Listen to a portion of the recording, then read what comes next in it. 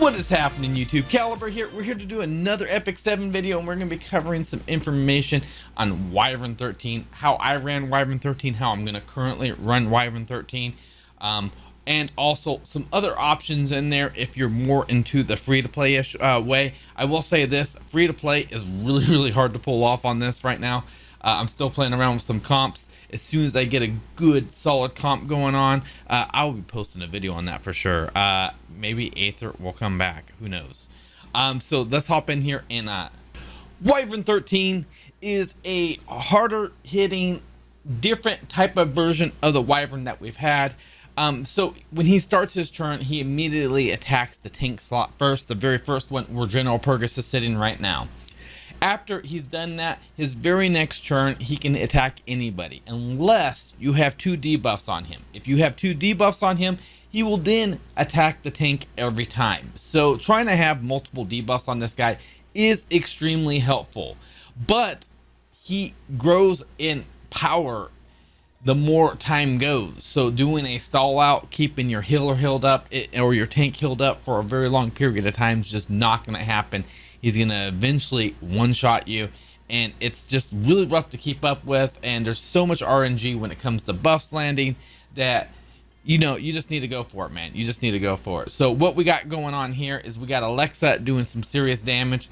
I brought in SSB and TG to get the 2 debuffs on to make sure the concentrated damage is done on him. Now, when you bring an opposite element character, there is a few issues that happen. He gets a CR boost from it, but we're mitigating that with General Purgus, him getting hit 3 times for 15% CR each time he gets hit. I think it's 15. It's a 45% CR push to the whole entire team.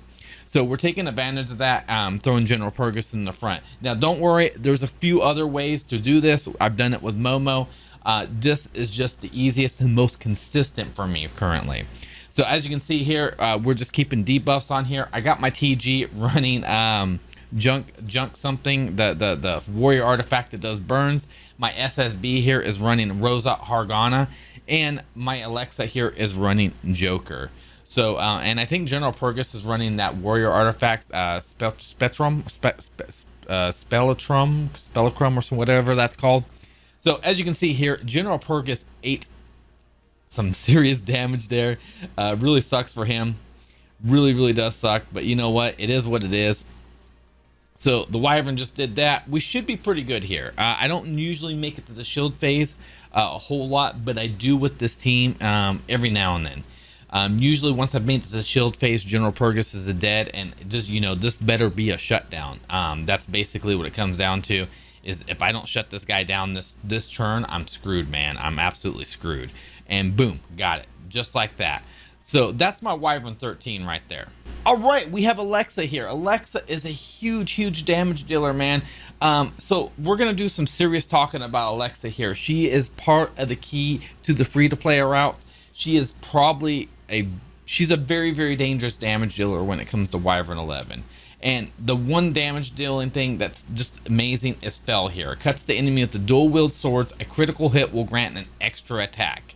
It can only be activated once per turn. You're going to take advantage of that because of Daydream Joker. Daydream Joker, you're going to do damage equal to the enemy's max health by 3%. And you're going to stack that crit damage that you have right here on top of that to do some sexy damage. Now, you don't have to have high attack on her, but having some decent attack is good. Would I push attack boots over speed boots? No. I would push whatever you can get the most freaking crit damage out of. Speed and crit damage, in my opinion, is key for her in running this and being super successful. Then it will work the other way. I played around with it the other way. It does work, but this right here has been the most successful for me. So these are the speed boots I'm rocking. This is the ring I'm rocking right here with a little bit of love in there.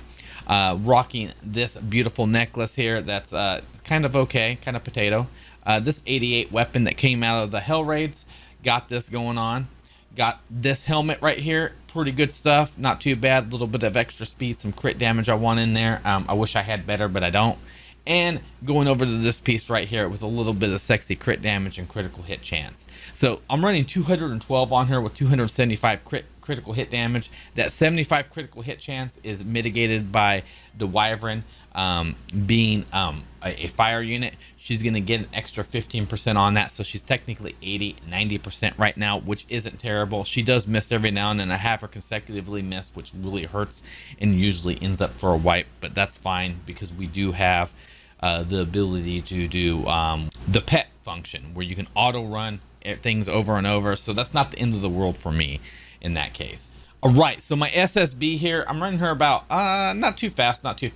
She's definitely a decent unit. She's definitely fully molded. I have also ran this with Luna, and it ran pretty successful with Luna over Seaside Bologna. It took a little bit of extra RNG luck coming from TG, but it wasn't too bad. Rock and Rosa Hargana on her is very, very nice though. Going in here with the speed set, the crit set, got some decent boots that came from the arena. We're just going to scan over this equipment real quick because I got a lot of characters to cover. You guys are more than welcome to pause it at any point in this video to check this stuff out. But I want to make this a little bit quicker and don't lollygag around, you know. Big boy G Purgus, man, I found out he has to be really close to 2k to defense to take these hits, man. He's rocking Spellicrum, I can't even say that name. Decreases damage taken by 6.8%, effect increased by 6.8% with each attack. You could definitely get away with turnaround and running Proof of Valor. Proof of Valor would be really good too. I think Proof of Valor might be better than this, but I really want to max this thing out and get it going because it's nice when you got a light bait tank 2 teams. I can take my Purgus, I can take my Fighter Maya, one with Proof of Valor, one with this. It's pretty sexy. So coming in here with some of this gear here, we're going to do a quick scan over it. Nothing too special. Just some gear that we've picked up along the way in our years of playing this game.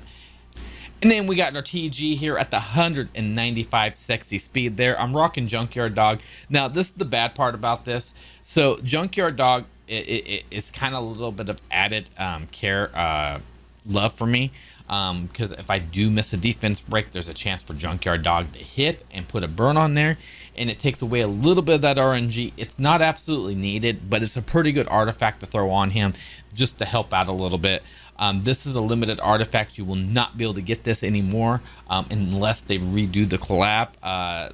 One reason I'm not a huge fan of collabs, but you're not going to be able to get this for a very, very long time. So I will say, turn around and say this is really good. If you're going to run another artifact on him, you can get away with running like maybe a Daydream Joker or something else along those lines. You could even get away with running Midnight Bloom on him or something like that to increase the critical hit chance of the rest of the team if they need it. But he's rocking here just basically a speedy set, nothing too special. One of his cool features that he has, this is very important here. I'm running an Effectiveness Ring. If you're trying to land debuffs on this guy and you're not running 60% plus effectiveness, it's not. You need to. I think 65% is the max you need to run it at. But I've been feeling like I've been more lucky when I've been around the 90% range. Maybe that's just me. Maybe there's a mechanic I'm missing out on, but I'm not 100% sure why that's the thing. But you know, it is. I just feel better. I feel like I'm landing better. Maybe it's the placebo effect. All right, so this is my Luna. You may have seen in one of the videos here of me taking out Wyvern 11. Not quite as effective. I'm running Joker. You could probably run the Junkyard one on there too. I got her fully molded out, and I'm running her super slow. In her case, I just felt like a lot more attack percentage was good, so I went for attack percentage boost, attack percentage ring, crit damage, all this good stuff here, just to try to get her to do some decent damage, being CR pushed all the way up to the top. I mean, Alexa kind of pretty much does the same amount of damage as her. Still, but you know, it's still pretty cool to see those high numbers. That 52k, you know, 60ks and stuff like that are always nice and sexy to see. All right, so my free-to-play versions that you were watching right here. So this is the Momo I ran on there. She's definitely okay. She's able to take the hits. I ran Idol's Cheer on her. I have ran everything. I think I've ran pretty much everything on her at this point. I think the best use I've got out of her is either Proof of Valor or freaking not Proof of Valor. Where is it at? Yeah, Proof of Valor. Proof of Valor. Mags was, it was okay, I guess. And yeah, that's pretty much about it. Idol's Cheer, I guess, was okay. It wasn't super great, but it works all right. It's kind of a flip-flop on there. I'd either go Proof of Valor or Idol's Cheer. Either one of them seems like pretty decent artifacts to run if you're running her as a tank. This is the free-to-play route. It is a lot harder to do that way, making Momo take the hits, but she can take the hits if you have her set up. If you have a thick enough Momo, she could probably do it with decent enough speed. And then Big Daddy Furious here, man. I ran him at 216 speed. He seemed to work pretty decent here with Song of Stars to try to get that targeting buff up. And he did okay. He did okay. You know, running TG, Furious, and Alexa is definitely, you know, considering TG and Furious are both level 50. I'm kind of curious to see how they would work as level 60s, considering this guy has no Molo love into him either. He is a 4-star, so he will take Molos. Makes me very hesitant to build him up.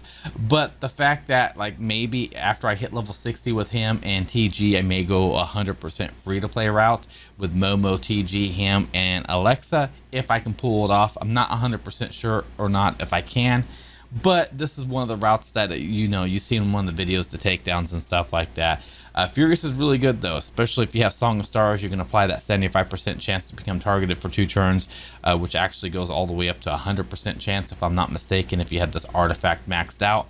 On top of that, you know, he has a, you know, good chance of applying burns and stuff like that.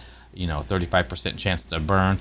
And then over here, he has this chance to do a defense thing. If you Molo him, he does have a 100% chance, so that would be 100% if you can get his timing right. That's 100% decreased defense with 100% targeting on top of that if you have the right setup on him, making Furious a definitely a strong contender when running this Wyvern 13, guys.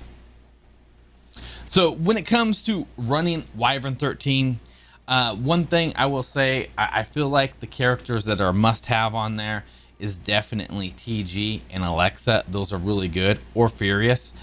Some, you know, TG or Furious, one of those two. Running them together is not quite enough DPS. In some situations, it does work.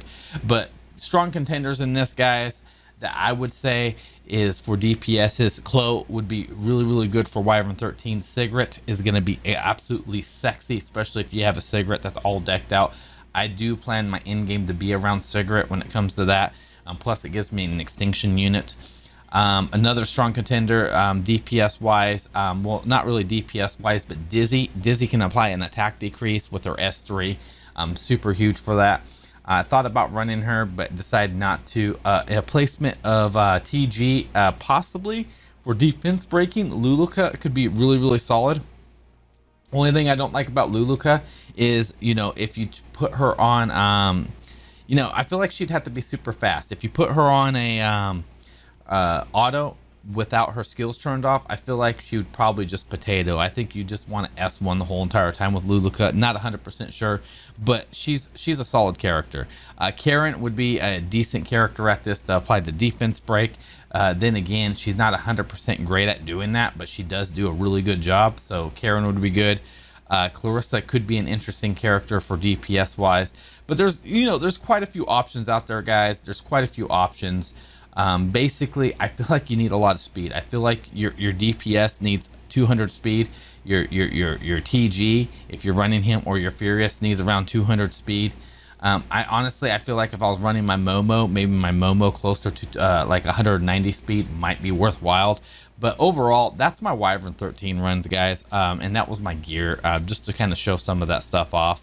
Hopefully this stuff helps you out.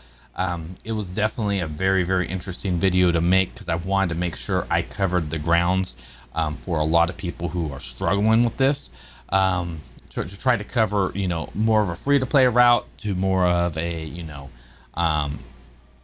you got the units, because not everybody has General Purgus sitting in their inventory. There's people who went a whole entire year without getting a 4-star character, let alone a 4-star ML. So I just wanted to cover a few more characters. If you guys like this content, hit that like button and hit that subscribe button and turn on those notifications, guys. I look forward to me trying to fine-tune a free-to-play team a little bit more.